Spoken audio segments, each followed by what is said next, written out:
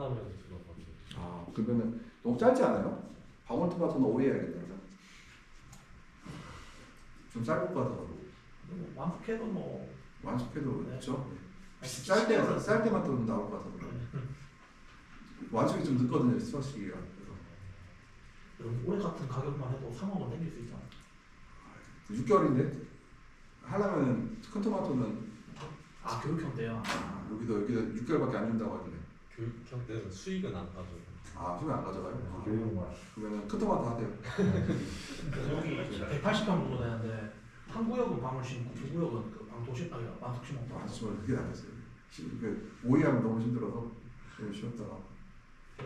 우리가 이제 스크린 종이를 해갈 수 있는데 투자 비용이 많아질 수가 있다. 그래서 기능에 대한 우선순위를 좀 우리가 정해야 되겠죠. 내 온실의 장목에 따라서 내가 가지를 하느냐, 토마토를 하느냐, 딸기를 하느냐 이런 거에 따라서 스크린 종류가 정해져야 되겠다.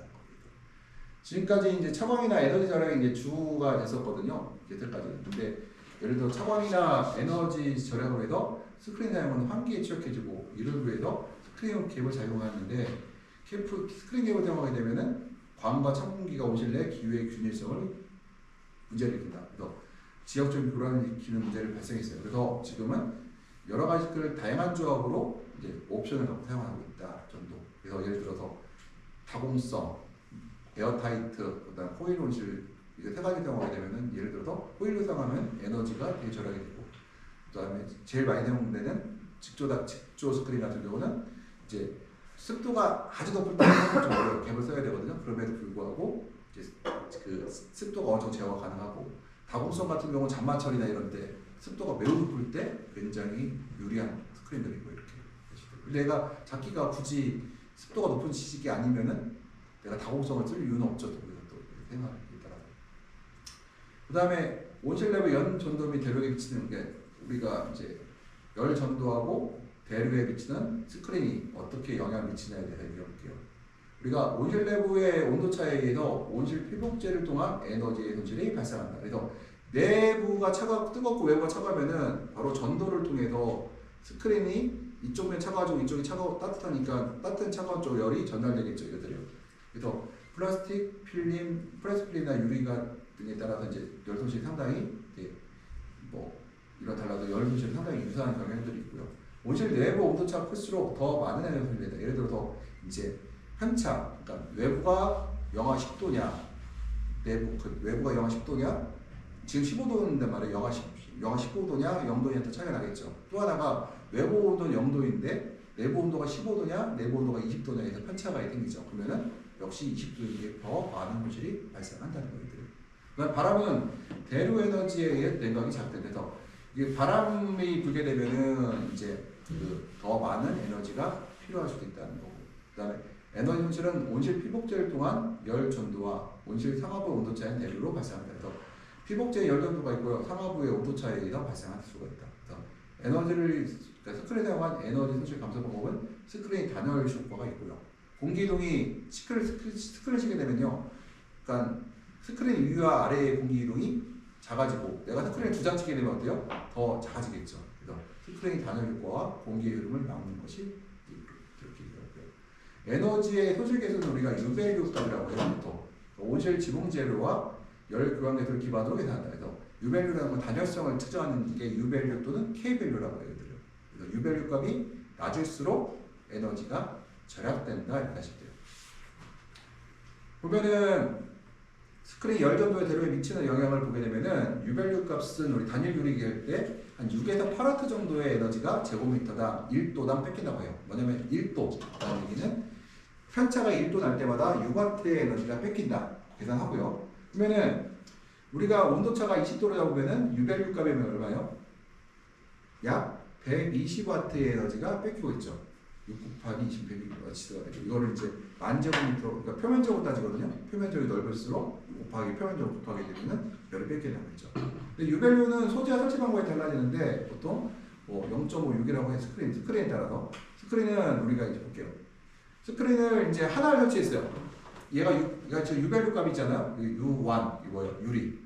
그다음에 U2가 뭐예요? 5W라고 하면은 U2를 더하면 외부와 내부 온도를 곱하게 되면 뭐가 나와? 손실이 나오겠죠. 그러면 여기서 일단 여기 볼게요.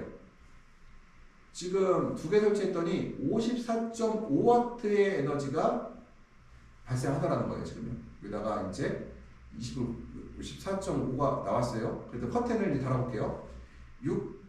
이게 6이고 커튼 하나 달고요. 커튼을 또 하나 달았어요. 커튼을 또 하나 달았어요. 3개 달았죠. 그랬더니 어떻게 돼요? 약 24.1W의 에너지가 바깥으로 빠져나가고 있죠.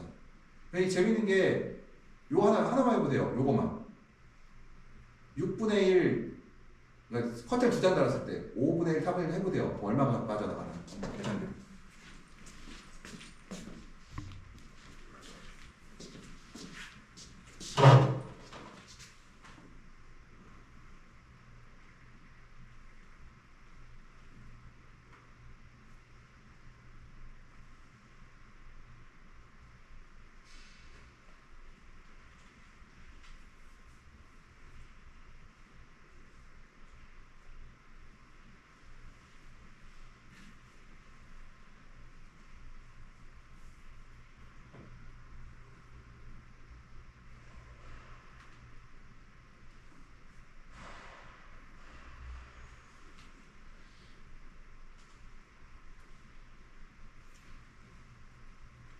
얼마 나오나요?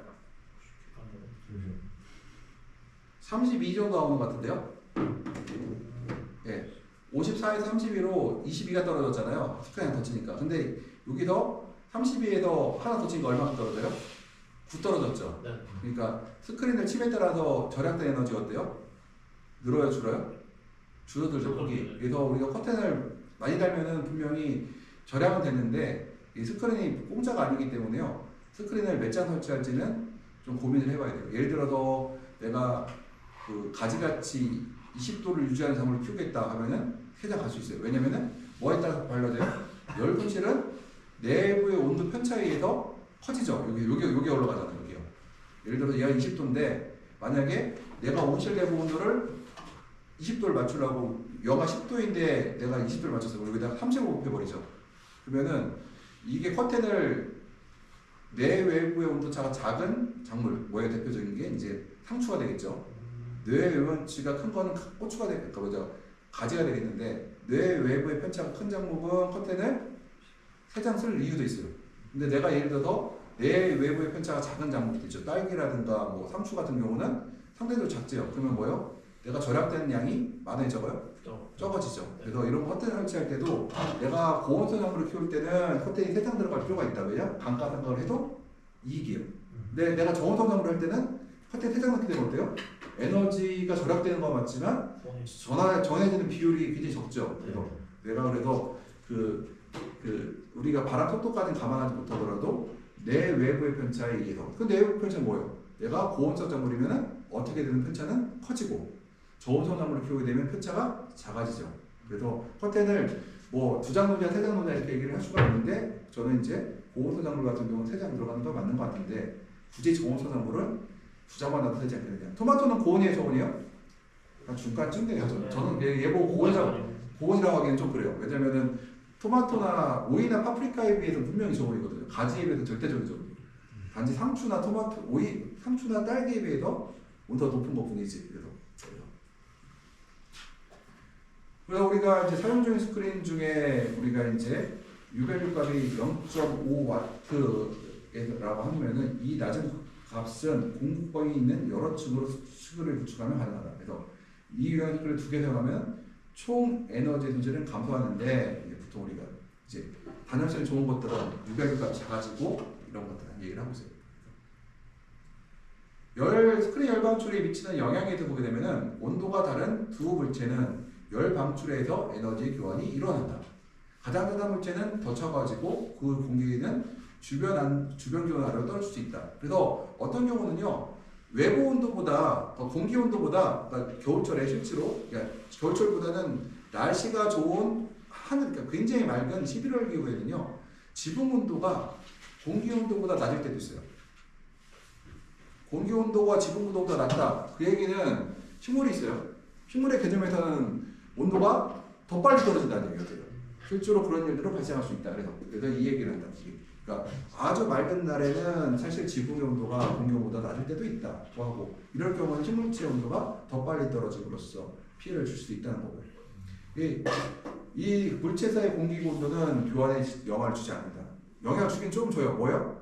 식히는 만큼 열을 공급해주는 역할을 하거든요.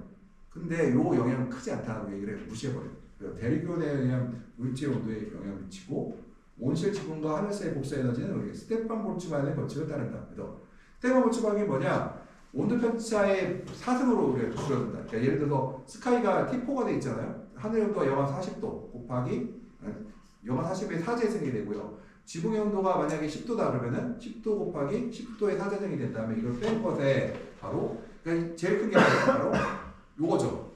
온도 편차가 얼마큼 크냐에 따라서 바로 복사 에너지 값이 결정된다. 이거예요. 이거들. 우리가 방사율이라는 거는 유리는 0.85이고 하늘은 1.0, P 원칙은 0.35, P는 유리와 거의 동일한 0.85라는 거죠. 이게요. 그러면은 이 방사율이라는 거 뭐냐면 그 하늘 온도 보통 우리가 이제 방사율이라는 거는 앞에 이제 이 방사율이 커질수록 어떨까요? 열을 잘 뺏길까요? 덜 뺏길까요? 요 아래쪽에 있죠. 아래쪽으로 이렇게 요 안에 있기는 결국은 이 방사율이 높을수록 그러니까 복사율 송출이 적다는 거에 많다는 얘기예요. 적어져요. 이 아래로 들어가 있잖아요. 분으로 내려가서 높아지니까 이게 사실은 이 방사율이 높을수록 에너지 뺏기는 게 적다. 그러면은 유리가 복사율 손실이 많아요? 비닐이 많아요? P가 많아요? 복사율 손실은 P가 많다는 거고요. P 중에서도 보게 되면은 습식 P라는 건 뭐냐면요. 그 필름에 엷은 물의 코팅이 있는 거예요. 워터 필름이라고 하는 얇은 물이 있어요. 그건 뭐냐면은 우리가 P 안에 그런 물방울 맺히는 거 말고요. 그 얇은 물의 코팅이 생기게 되면은 이 복사 에너지가 뺏기는 것을 줄일 수가 있어요. 이것들. 그래서 우리가 워터 필름이 있는 그런 P 온실들은 유리와 같은 정도로 복사율 손실이 적다고 얘기를 해요. 이것들은.